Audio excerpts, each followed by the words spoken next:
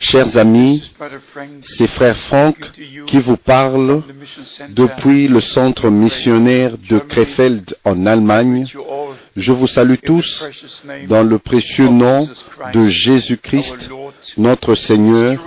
C'est vraiment un privilège pour moi d'atteindre toutes les nations, toutes les couleurs, tous les habitants de la terre. Moi, personnellement, j'ai eu le grand privilège dans ma vie de servir le Seigneur, et ce, depuis plus de 40 ans, et j'ai visité plus de 130 pays dans le monde, et en fait, j'ai montré à quelques millions le chemin vers la vie éternelle. Et montrant Jésus-Christ qui est venu nous racheter, et il a versé son sang et a payé le prix et nous a réconciliés avec Dieu. Maintenant, il semble que le temps est arrivé pour un ministère d'enseignement. Et c'est comme ça que nous appelons notre ministère apostolique et prophétique, et nous prenons le peuple de Dieu vers la parole de Dieu, parce que l'Église du Nouveau Testament est édifiée sur le fondement des apôtres et des prophètes, et Jésus-Christ lui-même est la pierre angulaire. Et maintenant, nous vivons proche du retour de Christ. Tout doit être ramené tel que c'était au commencement.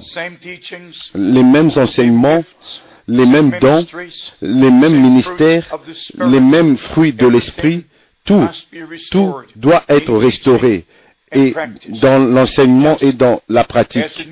Comme l'Église du Nouveau Testament était au commencement, alors c'est de la même manière elle doit être à la fin. Jésus-Christ est la pierre angulaire et aussi l'alpha et l'oméga et même la pierre de fête. Il a commencé et il va achever, et sans lui, nous sommes perdus. Et il ne nous a pas apporté une nouvelle religion, mais il nous a apporté la vie éternelle. Mes bien-aimés frères et sœurs, chers amis, dans ce ministère apostolique et prophétique, nous devons partager avec vous la parole de Dieu comme elle est écrite dans les Saintes Écritures. Nous devons vous dire que maintenant, avant le retour de Christ, tout doit être rétabli tel que c'était au commencement. Nous devons aussi vous dire que chaque semence se reproduit selon son espèce. C'est écrit ainsi dans Genèse, au chapitre 1, quand le Seigneur Dieu a fait la création naturelle, tous les arbres, toutes les plantes, tout, il a mis la vie dans chaque semence, et chaque semence se reproduit selon son espèce, et même jusqu'à ce jour. Les mêmes arbres, les mêmes plantes, les mêmes fruits, tout aujourd'hui dans la création naturelle est tel que c'était dès le commencement quand Dieu a créé toutes choses. Maintenant, dans la partie spirituelle, en comparaison avec la partie naturelle, Dieu a créé Adam à son image.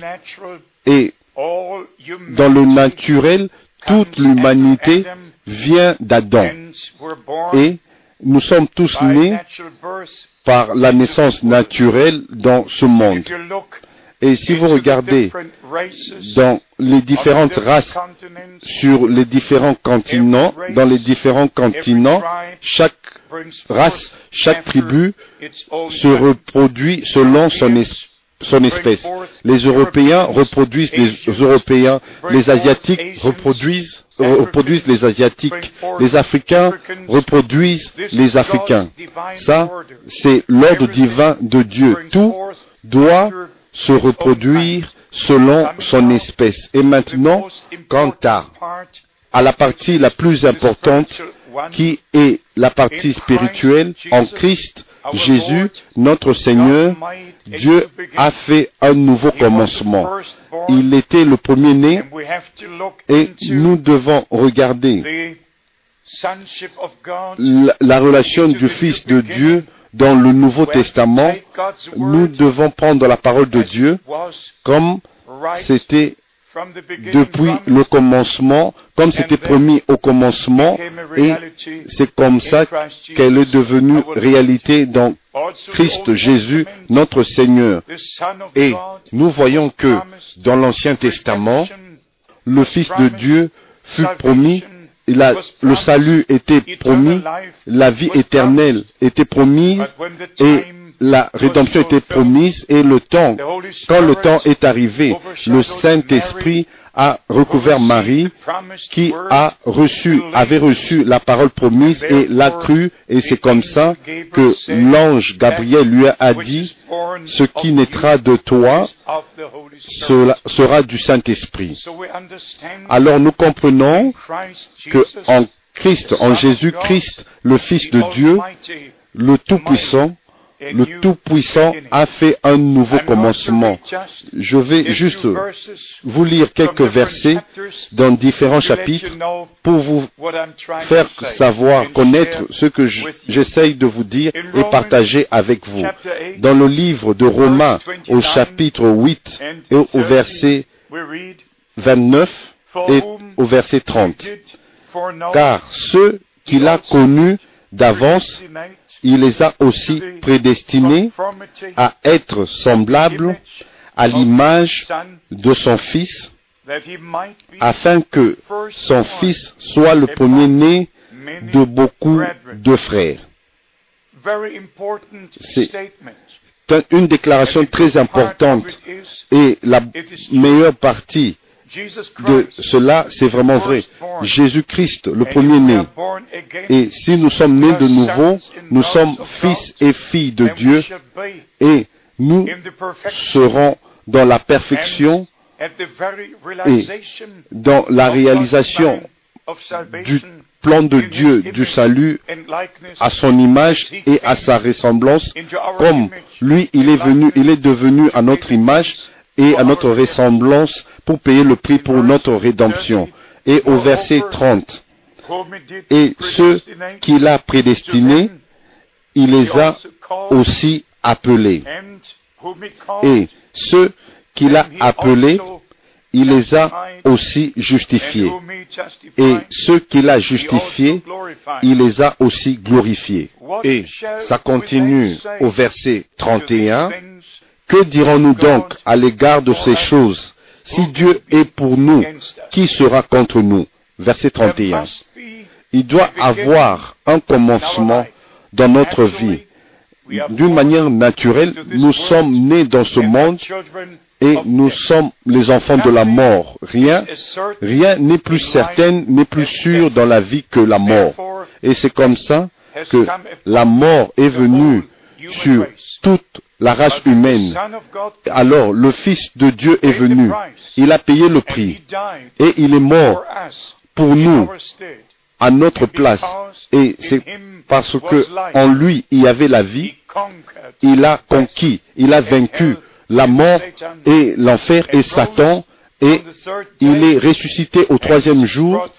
Et il a apporté la vie éternelle pour tous ceux qui croiront. Et c'est pour cela que l'Écriture dit, celui qui a le Fils de Dieu a la vie éternelle. Dans Apocalypse, au chapitre 1, au verset 5, nous lisons sur notre bien-aimé Seigneur et Sauveur, et de la part de Jésus-Christ, le témoin fidèle, le premier-né des morts, et le prince des rois de la terre, à celui qui nous aime, qui nous a délivrés de nos péchés par son sang. Ceci est un vraiment passage merveilleux de la parole de Dieu. Christ, le seul Fils engendré de Dieu, le premier-né, celui qui est venu, qui est ressuscité des morts après avoir vaincu la mort et l'enfer. Et dans sa résurrection, notre résurrection est garantie. Dans son ascension au ciel, et notre ascension au ciel est garantie. Et ceux qu'il a appelés, il les a justifiés. Et ceux qu'il a justifiés, il les a aussi glorifiés. Et en Christ, nous sommes sans reproche dans sa présence. Et alors, nous comprenons le plan de Dieu du salut. Nous devons savoir qu'il y a des promesses en rapport avec la première venue de Christ qui se sont toutes accomplies, et il y a des promesses en rapport avec la seconde venue de Christ. Ce n'est pas seulement prêcher l'évangile, mais prêcher le même évangile que Paul, Pierre, Jacques et Jean. Le même évangile qui a été prêché au commencement, dès le commencement. Dans Apocalypse, au chapitre 14, au verset 6, il est appelé l'évangile éternel. Dans Matthieu, au chapitre 24, au verset 14, notre Seigneur a dit cet évangile du royaume, pas un évangile pour arranger une église ou une quelconque dénomination, mais la vraie originale parole de Dieu, l'évangile de Jésus-Christ, qui est la puissance du salut, la puissance de Dieu, qui transforme, qui change ceux qui croient en Christ comme leur sauveur personnel. C'est presque un devoir divin que nous partageons les choses qui concernent les Écritures prophétiques dans chaque prédication. Nous devons vous dire que le retour de Christ est imminent. Nous devons partager avec vous que nous vivons maintenant dans une période où les prophéties bibliques sont maintenant en train de s'accomplir avec Israël, avec la communauté européenne comme le dernier empire mondial qui reprend de la puissance. Et si vous lisez dans le prophète Daniel au chapitre 2 et au chapitre 7, ce dernier empire universel mondial dans lequel il y a le commerce, la religion et la puissance politique est réunie ici. Alors nous comprenons que c'est l'empire romain qui réapparaît, qui renaît de nouveau, qui reprend pouvoir. Et ça doit être ainsi parce que l'empire romain a commencé dans l'année 30 avant Christ. L'apôtre Paul était déjà né comme un citoyen romain. Et maintenant, cet empire réapparaît de nouveau.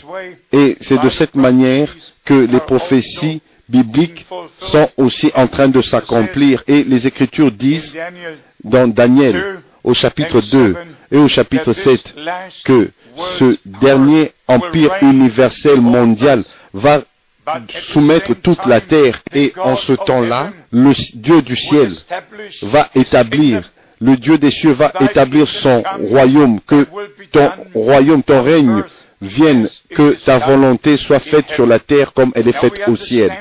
Alors maintenant, nous comprenons que le jour du salut tire vers sa fin et le jour du Seigneur est presque à la porte. Alors nous lisons du jour du Seigneur dans plusieurs Écritures. Mais avant de toucher cela, nous devons comprendre, comme je l'ai dit plus tôt, chaque semence se reproduit selon son espèce. Jésus-Christ, la promesse, la semence promise du jardin d'Éden, la parole manifestée de Dieu comme le Fils de Dieu ici avec nous sur la terre, et maintenant la parole promise de Dieu est la promesse et la semence que nous recevons, et c'est comme ça que si nous recevons la parole promise de Dieu, Dieu nous manifeste selon son espèce. Si vous regardez dans le domaine spirituel, pas pour être contre quiconque, parce que, non pour dire que je comprends mieux, comme nous comprenons tous que ce n'est pas chaque race, mais chaque Église produit des membres selon son espèce. Chaque dénomination sur la terre se reproduit selon son espèce.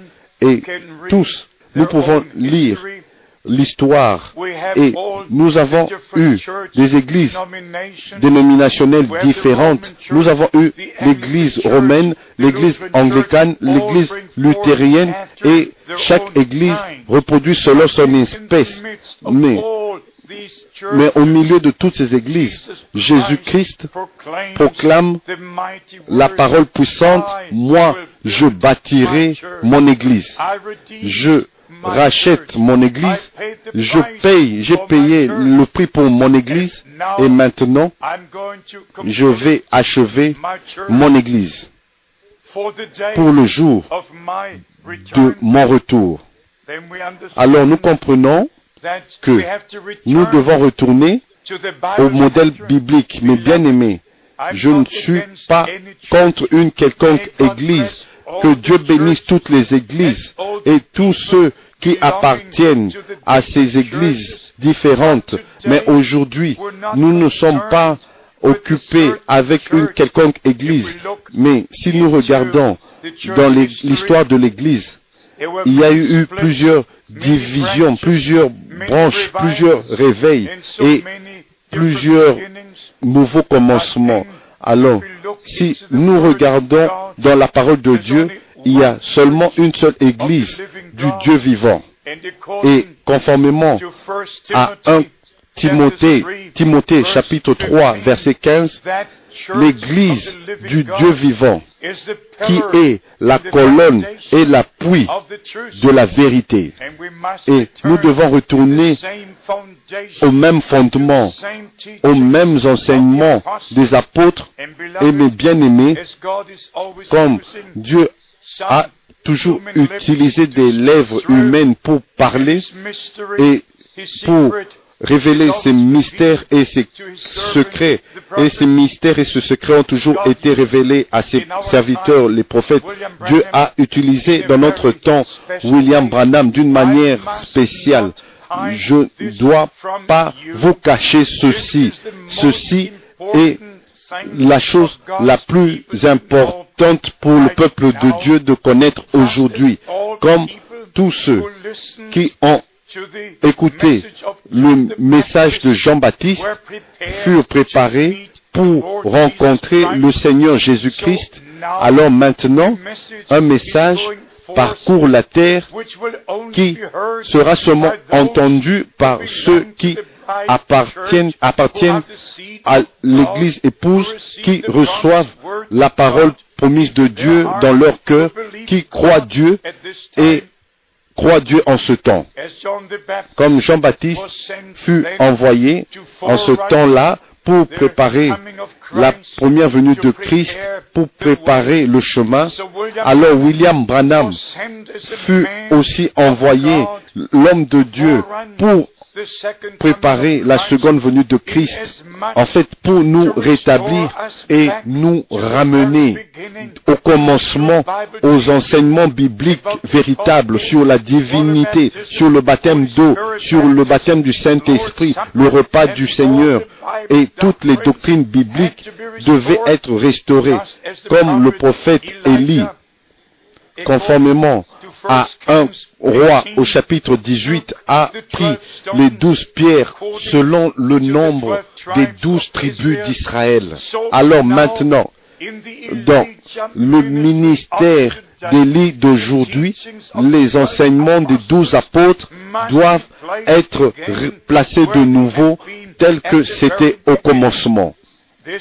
Ceci, nous ne devons pas prendre ça à la légère, parce que chaque semence se reproduit selon son espèce. Comme je l'ai mentionné, chaque dénomination, chaque église a semé une certaine semence et cela se manifeste selon son espèce. Mais tous les vrais enfants de Dieu sont la semence de la parole de Dieu. Si vous lisez dans Luc au chapitre 8, verset 11, notre Seigneur a dit, la parole est la semence. Et si vous allez dans Matthieu au chapitre 13, versets 37 et 38, là, notre Seigneur a dit que, comme étant lui le semeur de la bonne semence, et les enfants du royaume de Dieu sont la semence qui a été manifestée. Chaque semence qui a été semée dans la terre va se reproduire selon son espèce. La vie qui est dans cette semence est la vie de Dieu. Et la vie de Dieu est dans la parole de Dieu.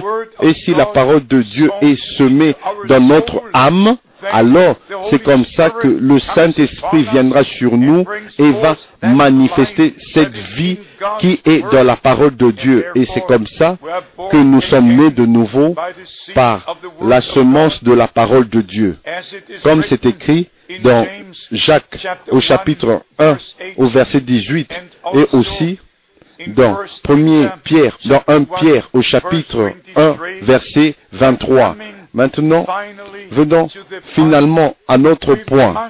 Nous devons comprendre, chers amis, frères et sœurs, à qui nous appartenons. Est-ce que nous appartenons à une nation, à un continent, à un pays, à une église, ou est-ce que nous sommes une propriété de Dieu? Si Jésus-Christ, le premier-né pour nous, entre plusieurs frères, est-ce que cela s'applique à nous quand il a dit dans Jean au chapitre 20 au verset 17, je vais vers mon Père et votre Père, vers mon Dieu et vers votre Dieu. Est-ce que nous pouvons vraiment prier notre Père qui est aux cieux? Est-ce que si la parole de Dieu est seulement semée dans notre âme et l'Esprit de Dieu manifeste cette vie éternelle en nous par la nouvelle naissance, Dieu peut devenir notre Père céleste. Autrement, il n'est seulement qu'un Créateur, même si nous parlons de lui comme Sauveur et avec plusieurs terminologies, mais bien aimés, c'est absolument nécessaire pour nous que nous soyons nés de nouveau, d'abord dans la vérité et de la bonne manière, pas seulement commencer une nouvelle religion, même une religion chrétienne, mais Christ comme notre sauveur personnel. Et c'est comme ça, lui, il sera manifesté dans notre vie. Mais bien aimé, le temps est très proche et très court. Le retour de Christ est imminent. Les prophéties bibliques sont maintenant en train de s'accomplir et la restauration prend place maintenant dans cette génération. Et pour finir, quel genre de semence donc qui vit en vous va se manifester en vous? Quel genre de semence a été semée dans votre âme? Est-ce une semence d'une église ou d'une dénomination qui explique la parole de Dieu? Ou est-ce que c'était la parole originale promise de Dieu, la parole qui demeure éternellement? Nous devons comprendre que chaque semence se reproduit selon son espèce. Si c'est la parole, cela deviendra chair en vous et la semence de Dieu, si elle est en vous, alors vous êtes un enfant de Dieu, un fils et une fille de Dieu. Alors s'il vous plaît, soyez sûrs de vérifier si vous êtes ou si vous n'êtes pas, parce que tous les vrais enfants de Dieu sont conduits par le Saint-Esprit. Et si le Saint-Esprit nous conduit, et le Saint-Esprit nous conduit dans toute la vérité, et la vérité c'est la parole de Dieu. Dans Jean au chapitre 17, verset 17, sanctifie-les dans ta vérité. Ta parole est la vérité. Mes chers amis, mes bien-aimés chers frères et sœurs en Christ, j'espère que c'est pas seulement Frère Franck qui vous a parlé depuis le centre missionnaire de Krefeld en Allemagne, mais heureusement vous comprenez que c'est le Seigneur qui vous parle par sa sainte parole, et celui qui a des oreilles entende ce que l'Esprit dit aux églises dans cette génération. Je serai très heureux d'avoir de vos nouvelles. Que Dieu vous bénisse et qu'il soit avec vous. Que l'onction du Saint-Esprit demeure sur vous et que la parole de Dieu vous soit révélée dans toute sa plénitude, d'une manière spéciale, afin que vous voyez comme les apôtres ont vu, comme les prophètes ont vu, et comprendre par la révélation divine le plan de Dieu pour le salut. Que Dieu vous bénisse et soit avec vous dans le saint nom de Jésus-Christ. Amen.